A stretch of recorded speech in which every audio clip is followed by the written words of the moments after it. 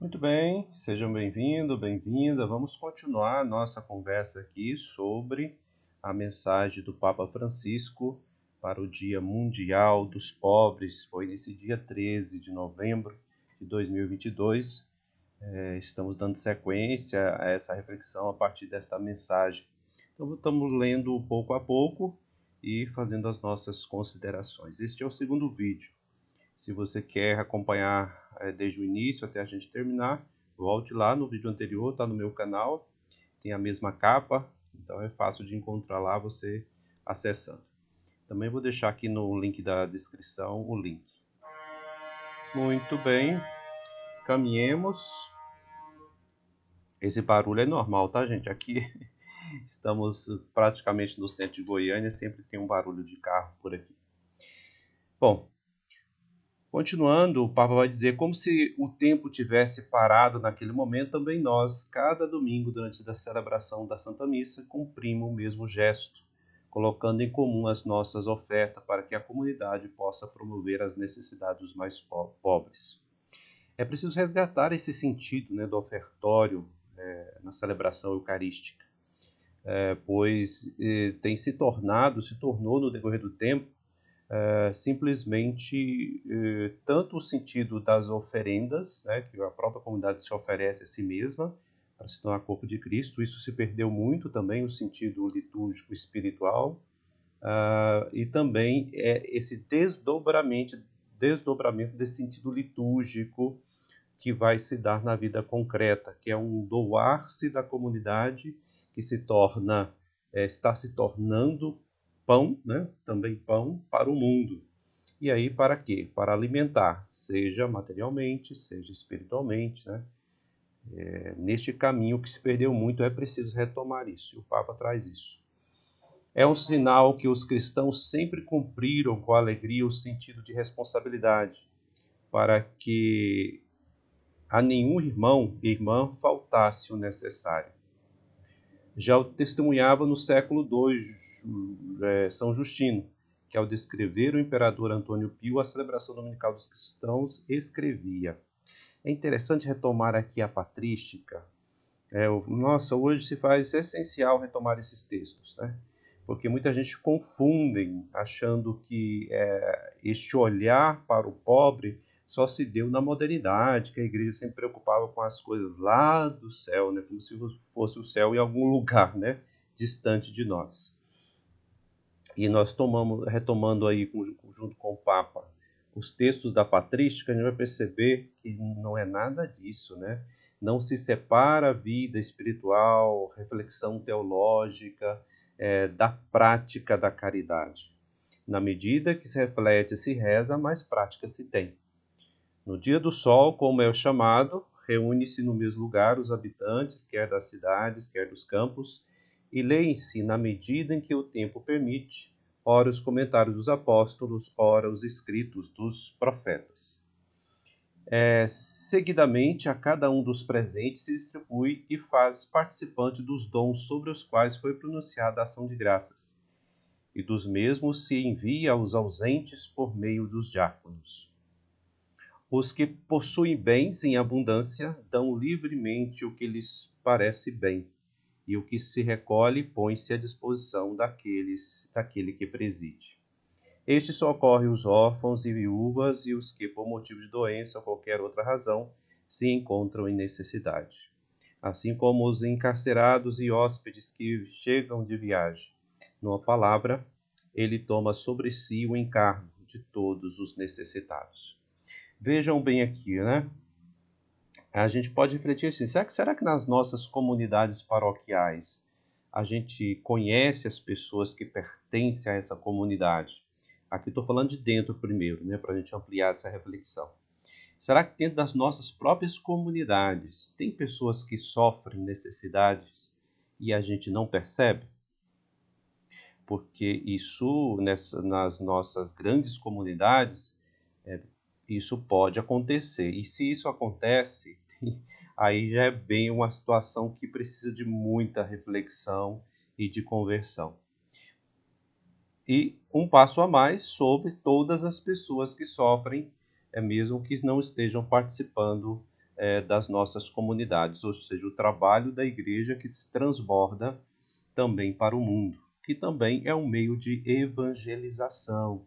A gente não pode esquecer isso, porque evangelização não quer dizer somente pregar com a voz, com a boca, mas pregar com a vida. Entendo ações de caridade é uma ação que leva à evangelização. A gente não pode esquecer isso.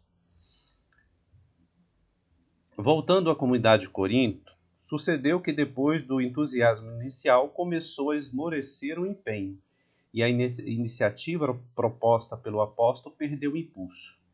Então a gente vê isso nas comunidades que Paulo evangelizou, como aquele impulso inicial, pouco a pouco, foi como que esfriando. Aí é motivo que ele novamente escreve e chama atenção. Isso não aconteceu só em Corinto, né? Também na região da Galácia, que é preciso ali puxar a orelha mesmo, né? Este é o motivo que ele escreve, relançando a coleta, para que, como fostes prontos no querer, também seja no executar, conforme as vossas possibilidades. Quando Paulo faz esse pedido, né, ele está convocando a comunidade a retornar o primeiro amor, no sentido em que, se Cristo agraciou tanto essa comunidade, trazendo ela novamente para os caminhos de Deus, assim também essa comunidade, agora que está começando a querer esfriar, é preciso relembrar, né, o quanto ela foi agraciada e quanto ela precisa retornar sempre a Cristo. E esse retorno também se dá por essa prática de caridade, por essa prática onde que se lembra dos irmãos, né? Vamos lembrar da tradição joanina, né? Olha, se diz amar os seus irmãos, mas não a Deus e não ama os seus irmãos, né? É mentiroso. Então é retornar à própria origem da mensagem.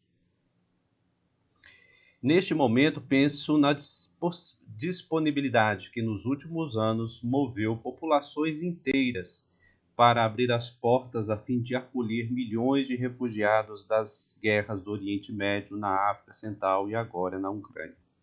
Gente, presta atenção aqui. É necessário o tempo todo atualizar a palavra. Isso talvez seja uma dificuldade de muitas pessoas, mesmo caminhando dentro da igreja. A dificuldade de ler o texto sagrado e deixar que esse texto fale a nós hoje, porque estamos no presente, o passado já passou, e é preciso assumir essa palavra que nos toca da mesma forma que essas comunidades iniciais assumiram o seu caminho.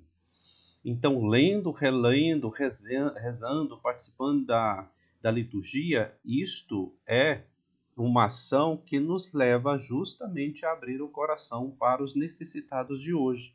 É uma consequência natural para aqueles que realmente abrem o coração a Deus. As famílias abriram as suas casas para deixar entrar outras famílias, e as comunidades acolheram generosamente muitas mulheres e crianças para lhes proporcionar a devida dignidade. Criei o homem e a mulher a nossa imagem, né? Não vai dizer isso Gênesis? Pois é. Quem acolhe, este é a mim mesmo que acolhe. Mas quanto se alonga o conflito, tanto mais se agravam suas consequências. Os povos que acolhem têm cada vez mais dificuldade em dar continuidade à ajuda, porque eles também aí começam a ter necessidades. Né? As famílias e as comunidades começam a sentir o peso de uma situação que vai além da emergência. Este é o momento de não ceder, mas de renovar a motivação inicial. O que começamos precisa ser levado a cabo com a mesma responsabilidade. Porque talvez no início, né, ali no acolhimento, como aquela comunidade que está vigorosa no início, mas com o surgir das dificuldades, muitas pessoas começam a achar que não precisa, né? Nossa, vamos imaginar assim, esse incêndio está tão grande, eu só tenho um copinho d'água para apagar. E aí começa a querer desistir, não fazer mais. Mas se cada um ajudar, com certeza essa destruição de vidas humanas pode sim ser cessada ou ser diminuída. Com efeito, a solidariedade é precisamente partilhar o pouco que temos com quantos nada têm, para que ninguém sofra, mesmo que seja uma coisa pequena, mesmo que seja coisa simples, né? É preciso partilhar com aqueles que nada possuem. Quanto mais cresce o sentido de comunidade e comunhão como estilo de vida, tanto mais se desenvolve a solidariedade. Então, essa maturidade da comunidade que vai crescendo na caminhada, né? vai amadurecendo, ela vai também sendo provada, né? Lapidada, ficando mais forte, né? Perante as dificuldades que sempre se apresentam. Aliás, deve-se considerar que há países onde, nas últimas décadas, se verificou um significativo crescimento do bem-estar de muitas famílias, que alcançaram um estado de vida seguro. Trata de um resultado positivo da iniciativa privada e de leis que sustentam o crescimento econômico, aliado a um incentivo concreto às políticas familiares e à responsabilidade social.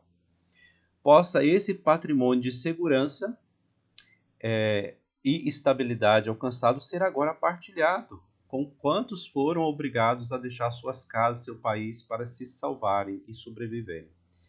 Se essas nações elas têm uma certa estabilidade, atingiram um bem-estar, está na hora de partilhar, né, com o resto da humanidade. Como membros da sociedade civil, mantenhamos vivo o apelo aos valores da sociedade, aliás, da liberdade, da responsabilidade, da fraternidade, da solidariedade. E como cristão, encontremos sempre na caridade, na fé e na esperança o fundamento do nosso ser e da nossa atividade. É interessante porque, uma coisa que a gente tem que pensar e refletir bastante. Como é que eu vou mensurar se eu estou no caminho de Deus? Ou, como se gostam de dizer hoje, né? Se eu estou no caminho da santidade? Pelos frutos conhecereis a árvore. Então, isso é um desdobramento desse aproximar do coração de Deus.